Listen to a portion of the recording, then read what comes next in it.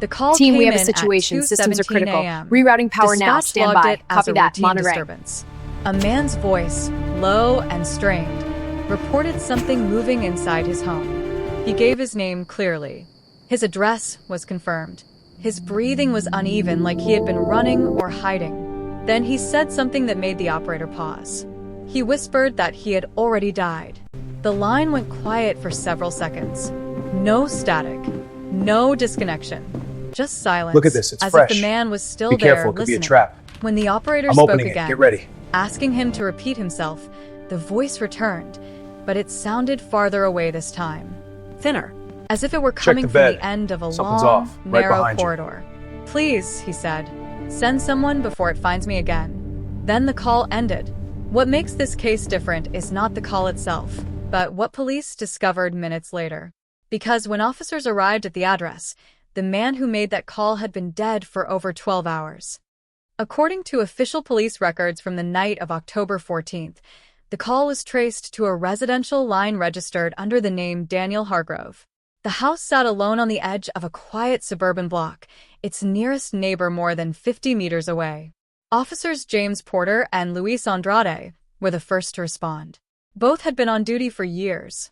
Both would later give statements that matched in detail, though neither spoke publicly again after the investigation closed.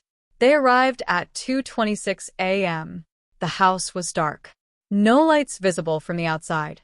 No signs of forced entry. The front door was closed but unlocked. Officer Porter knocked twice. There was no answer. He tried the handle. The door opened slowly, with a low creaking sound that echoed deeper than it should have. Inside, the air felt wrong. Both officers would later describe it the same way, not cold, not warm, but heavy, thick, as if the house itself had been sealed for years, despite clear signs that someone lived there. The smell was faint but noticeable. Not decay. Something older. Damp wood, and something metallic beneath it.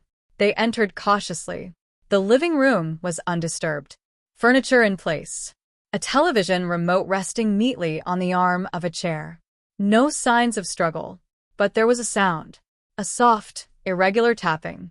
It came from somewhere deeper in the house. Officer Andrade called out, "Mr. Hargrove?" No answer. The tapping stopped. They moved down the hallway. Each step felt louder than it should have, their boots pressing into old floorboards that creaked under their weight. The walls were lined with framed photographs. Family images, though many had been turned slightly, as if someone had brushed against them repeatedly. At the end of the hallway was a closed door. The tapping resumed. This time it was clearer. Not random. Deliberate. 3 taps. Pause. 3 taps again. Officer Porter reached for the handle. Before he could open it, a voice came from inside the room. Weak. Strained. "Please don't leave me here." It was the same voice from the call. Both officers froze, because they had already received confirmation over the radio that Daniel Hargrove was believed to be deceased. Porter opened the door. The tapping stopped instantly. Inside the room, the lights were off. A faint glow from a street lamp outside filtered through thin curtains, barely illuminating the space. The bed was against the far wall, and on it was Daniel Hargrove.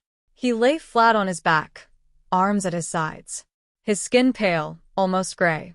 His eyes partially open, fixed on nothing. There was no movement, no breathing. Officer Andrade stepped closer. He checked for a pulse. Nothing. The body was cold. Too cold. Not the kind of cold from a recent death, but something deeper, settled. The kind of cold that suggests time has already passed.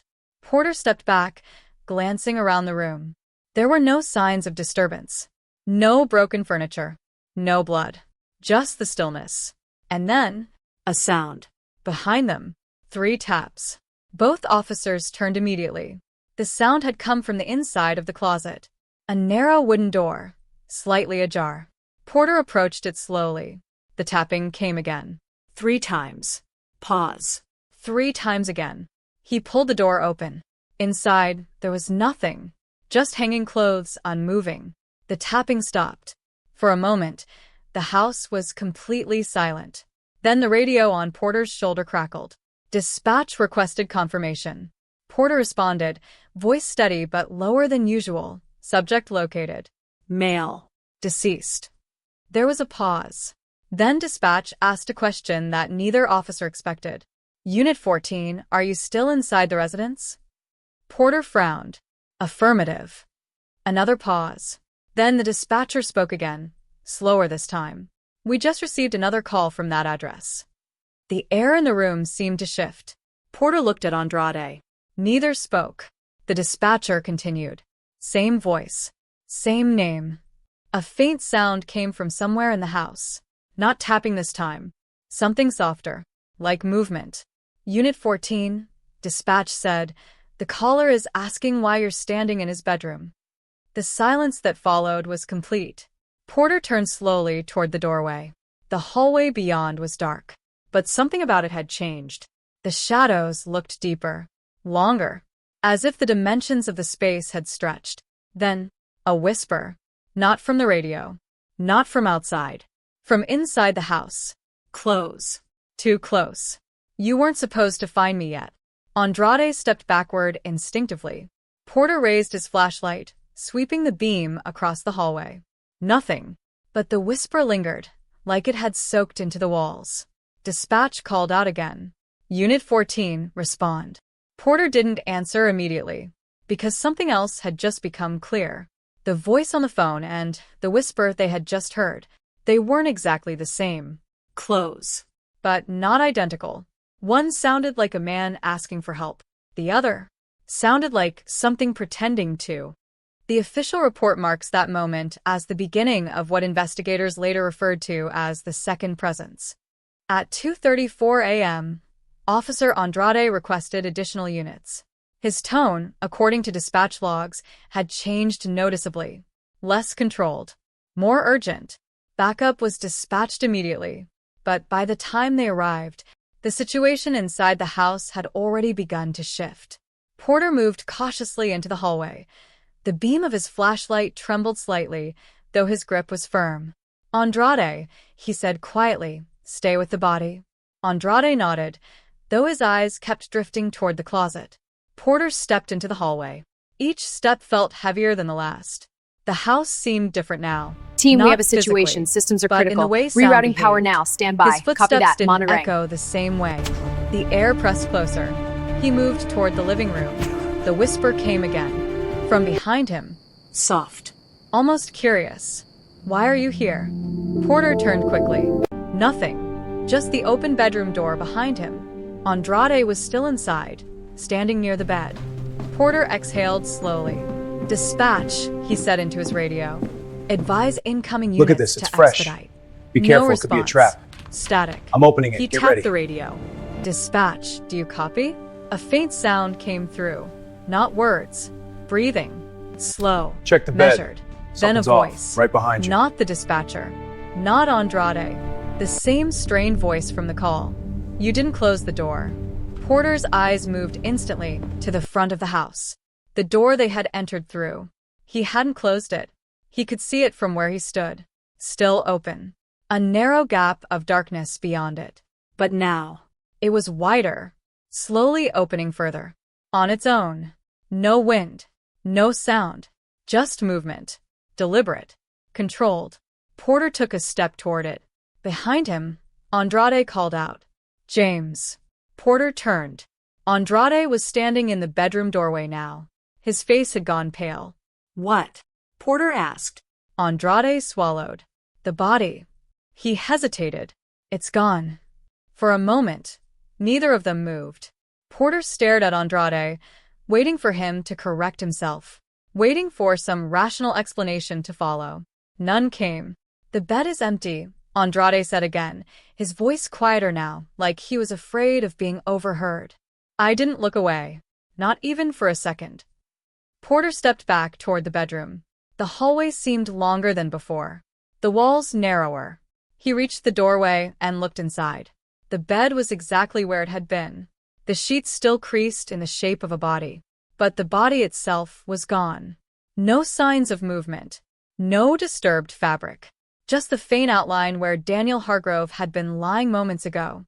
Porter scanned the room quickly. Closet. Window. Corners. Nothing. Then he noticed something else. The temperature had dropped. Not gradually. Suddenly. His breath didn't fog, but the air felt thinner, colder against his skin. Andrade stepped inside slowly, his eyes fixed on the empty bed. "I heard something," he said.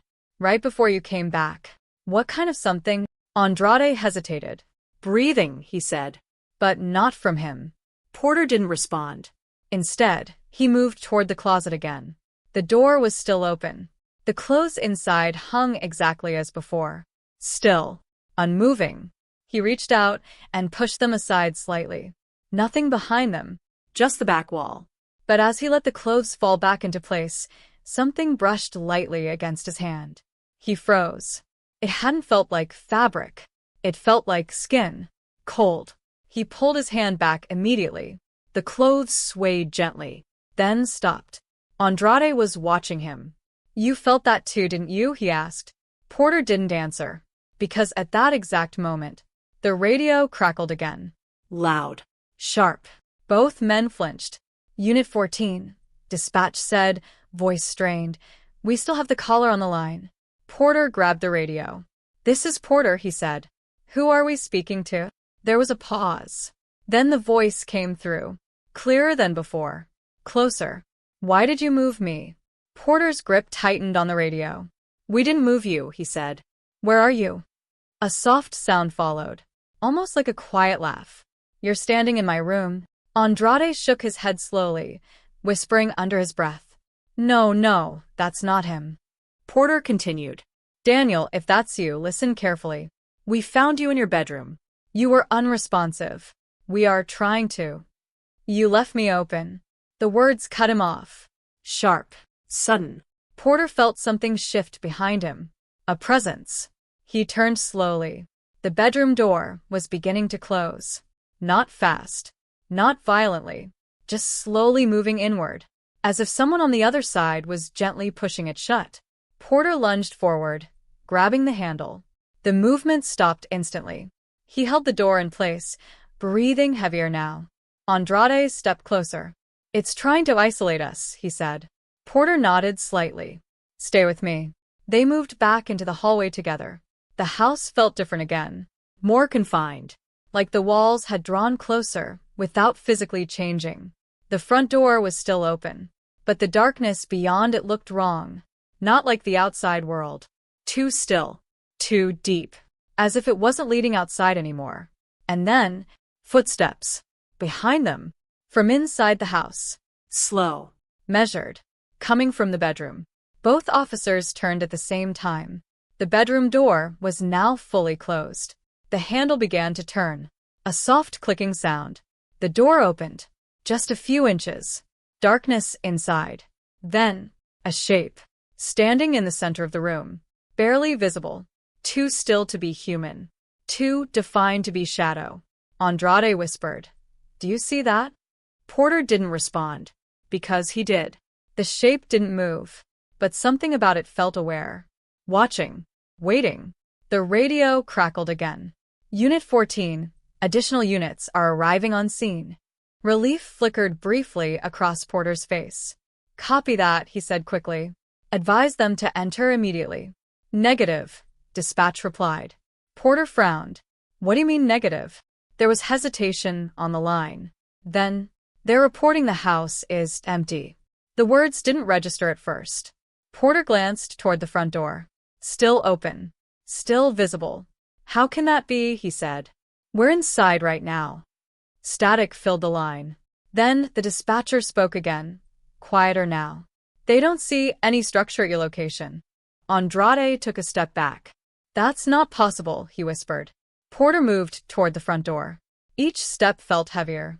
More resistant. As if the floor itself didn't want him to reach it. He stopped just short of the threshold. And looked outside. There was no street. No neighboring houses. No patrol cars. Just darkness. Endless. Silent. The kind of darkness that absorbs light instead of reflecting it. Porter stepped back slowly. "That's not outside," he said under his breath. Behind him, the bedroom door creaked wider. The shape inside had moved. Closer now. Still not fully visible. but clearer. Its outline wrong. Limbs slightly too long. Head tilted at an unnatural angle. And then it spoke. Not through the radio. Team, we have a situation. Systems are critical. Within the house. Rerouting power now. Stand by. Copy that. Monitoring. Now you understand. The voice was layered. Two tones speaking at once. One familiar, the other deeper, older. Porter raised his weapon instinctively. "Stay back," he shouted. The shape didn't react. It simply stood there, watching. Andrade's breathing had become uneven. "It's been using his voice," he said. "Since the call, maybe before." The radio Look at crackled this, it's fresh. again. But this Be careful, time, it could be a trap. the voice that came I'm through opening wasn't it. the Get ready. dispatcher. It was Daniel. Clear. Desperate. "They're not real," he said. "You have to leave." Porter pressed the Check radio the bed. closer. Something's "Daniel, off, right behind where you. are you?" A pause. Then, "I'm still in a room." Porter looked toward the bedroom, at the shape standing there, then back at the radio. "What room?" he asked. The answer came slowly, with effort. "As soon as you opened the door, it stepped out." The temperature dropped further. A deep, sinking realization settled in Porter's chest. He looked at Andrade. Andrade was already shaking his head. "No," he whispered. "No, we didn't." But they had. When Porter opened the bedroom door the first time, something had been inside. Something that wasn't the body. Something that had been waiting. And they had let it out. The shape in the doorway took a step forward. The movement was unnatural. Not fluid. Not human. Like something imitating motion rather than performing it. Porter raised his weapon higher. "Don't come any closer." The thing stopped. Its head tilted further. And then it smiled. Not with a visible mouth, but with a shift in its outline. A distortion. As if the shape itself was stretching into something that resembled a grin. The radio crackled violently. Daniel's voice broke through again. Louder now. Panicked. "It's learning you." The lights in the hallway flickered once. Then went out completely. Darkness swallowed everything. For a few seconds, there was nothing. No movement. No sound. Then, a whisper, right between them. "So am I."